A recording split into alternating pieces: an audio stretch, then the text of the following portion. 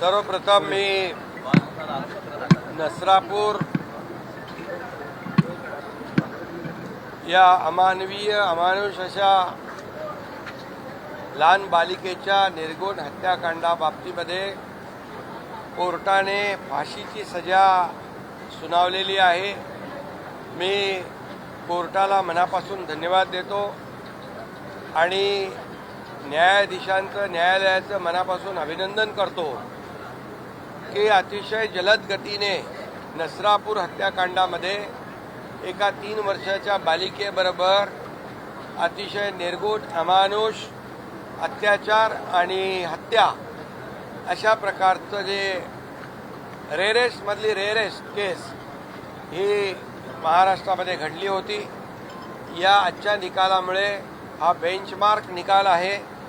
यापुढे अशा प्रकारच्या वृत्तीचे गुन्हेगार, हॅबिच्युअल गुन्हेगार अशा प्रकारचं कृत्य करण्यात धजावणार नाहीत आणि त्यामुळे अतिशय जलद गतीने पोलिसांनी देखील तपास केला। 2 आठवड्यामध्ये चार्जशीट फाईल केली।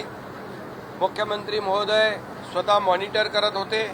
मी देखील स्वतः डीजी आणि एसपी आणि संबंधित अधिकाऱ्यांच्या संपर्कात होतो आणि पोलिसांनी देखील या महाराष्ट्रातल्या जनतेची जनभावना लक्षात घेऊन रात्रीचा दिवस करून अथक प्रयत्नाने ही केस पुटअप केली।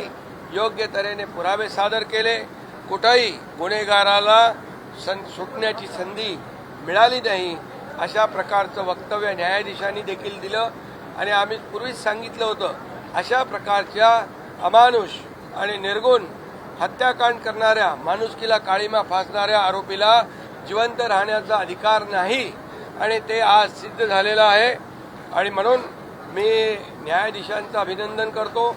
यामध्ये सरकारी वकील असतील, पोलिसांचे कलेक्टिव्ह एफर्ट्स आहेत। या संदर्भामध्ये ज्यांनी सहकार्य केलं त्या सर्वांचं मनापासून अभिनंदन केलं पाहिजे, कारण ही केस अतिशय दुर्मिळातली दुर्मिळ होती आणि म्हणून या महाराष्ट्रामध्ये एक मेसेज जाणं गरजेचं होतं की काही केलं तरी चालणार नाही, फासावर लटकवावं लागेल आणि म्हणून या नसरापूरच्या पीडितेच्या परिवाराला देखील या न्यायामुळे निश्चितपणे एक दिलासा, एक न्याय मिळाल्याची भावना, महाराष्ट्रातल्या मुलीबाळींच्या पालकांना देखील एक दिलासा या माध्यमातून मिळालेला आहे। मी पुन्हा एकदा न्यायदेवतेला धन्यवाद देतो आणि सगळ्यांचं अभिनंदन मनापासून करतो। पीडितेच्या कुटुंबियांना तुम्ही देखील स्वतः भेटला होता, पीडितेच्या कुटुंबियांना तुम्ही देखील स्वतः भेटला होता, संबंधित अधिकाऱ्यांना देखील तुम्ही पीडितेच्या कुटुंबियांना देखील मी भेटलो होतो।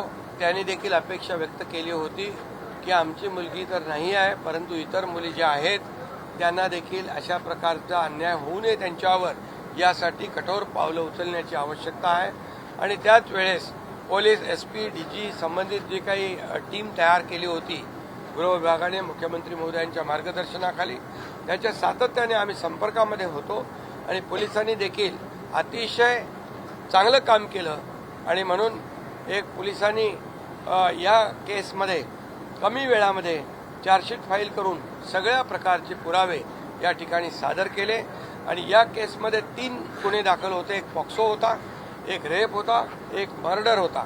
न्यायाधीशांनी 3 गुन्ह्यांमध्ये आरोपीला पॉक्सोला पण फाशी, हत्येला पण फाशी आणि रेपला पण फाशी, त्यामुळे याला तात्काळ फाशी होईल आणि एक सामाजिक मेसेज या गुन्हेगारांमध्ये जाईल।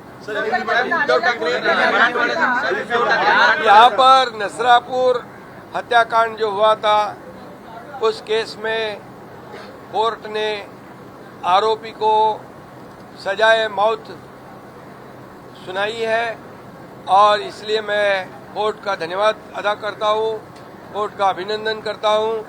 सरकारी वकील हो या हमारे पुलिस डिपार्टमेंट के एसपी हो, पूरी टीम हो, डीजी हो, सभी लोगों ने एक कलेक्टिव एफर्ट्स लेके वॉर फुटिंग पर दिन रात एक कर इस केस को आगे बढ़ाया, कोर्ट में पुटअप किया, पूरे तरह एविडेंस वहां पर साबित करके दिखाए और इसीलिए कम समय में फास्ट ट्रैक पर ये आरोपी जो कांबळे है इसको सजा हो गई है।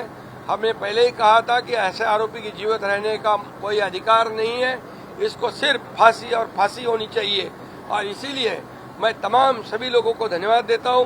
मुख्यमंत्री जी देवेंद्र जी खुद ही इस केस को मॉनिटर कर रहे थे, वो भी यहाँ पर हमारी जो टीम थी उसको सहयोग कर रहे थे। होम डिपार्टमेंट का भी इसमें धन्यवाद उनको देना चाहिए, क्योंकि ये एक बेंचमार्क डिसीजन है। इससे आगे ऐसे कृत्य करने वाले, ये रेयरेस्ट केस है, ऐसे कोई भी गुनाहगार फिर से ऐसी कोशिश करने की हिम्मत नहीं करेगा। ऐसी वृत्ति को गाड़ देना चाहिए, खत्म करना चाहिए, फांसी देनी चाहिए। ये आज हुई है। लोकल कॉर्नर पे भी सर फांसी की मांग की।